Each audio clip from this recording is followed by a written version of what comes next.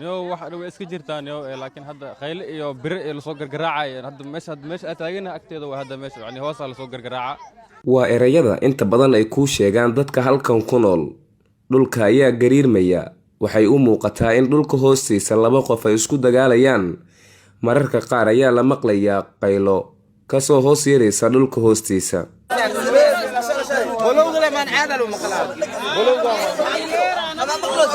Waa xaafadda Sheekh Cabdilxafiid oo ka tirsan degmada Dherkenley ee gobolka Banaadir. Dadka ayay mucjisadan ku arkeen maalmihii u dambeeyay. Dhulkan oo isku ah 2 mitir isku geedaaman ayaa qaylo iyo dagaal ka hoos yeeraya sida ay noo sheegeen dadka deegaanka. Dad u badan bulshada deegaanka ayaa iskugu soo baxay goobtan si ay ula socdaan xaaladda halkan ka jirta. Taliska booliiska degmada ayaa ciidamo geeyay si ay dadku u kala eryadaan. Dadka ayaa hadallo kala duwan ku sheegaya. Qaarkood waxay qabaan in 2 jin ay hoos isku dagaalayaan, qaarkoodna waxay sheegeen in markii hore halkan ay ahayd qabuuro.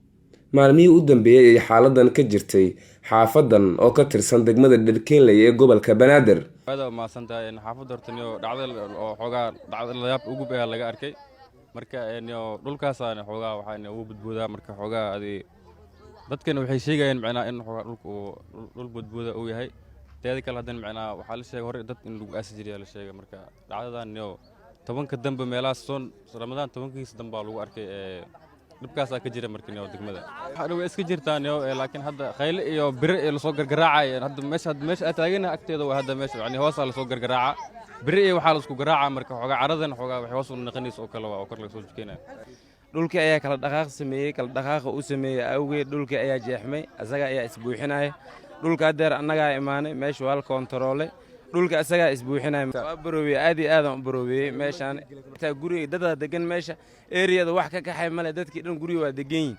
maadaama dhulka inta uu sameeyay cimilo kale waxa la dareemi lahaa ama macdan uu leeyahay dhulka asaga wuxuu sameyn lahaa ciidan ka xaqnay markaan ka xaqnay waxaan aragnay dhulka inuusan wax cimilo uusan sameenin dhulka haduu macdan ay ku jiraan lahayd ama cimilo ama xaalad uu sameyn lahaa waxa la ogaan lahaa inuu tushtush leeyahay ama calaamado ilal uu leeyahay. Taliyaha saldhigga booliiska degmada Dherkenley ee gobolka Banaadir ayaa waxa uu inoo sheegay in halkaas ay geeyeen ciidamo meena baarisna ay sameeyeen waxaana uu sheegay in halkan ay ka jirto masiibo rabbaani ah isla markaana aysan jirin wax dhibaato ah oo ay wajahayaan dadka halkan ku nool. Culimada deegaankan ayaa sameeyay Quraan akhris shalayto waxaana halkan ay ka jirtaa mucjisadan maalmihii u dambeeyay. xaafadan ayaa ah halka mucjisada lagu arkay oo ka tirsan degmada Dherkenley ee gobolka Banaadir. Dad badan ayaa jooga si xaaladan ay ula socdaan isla markaana ay u qiimeeyaan. Dadka xaafadda ayaa inoo sheegay in ay arkayeen toddobaadkii la soo dhaafaba xaaladan oo mucjisada halkan ka jirta.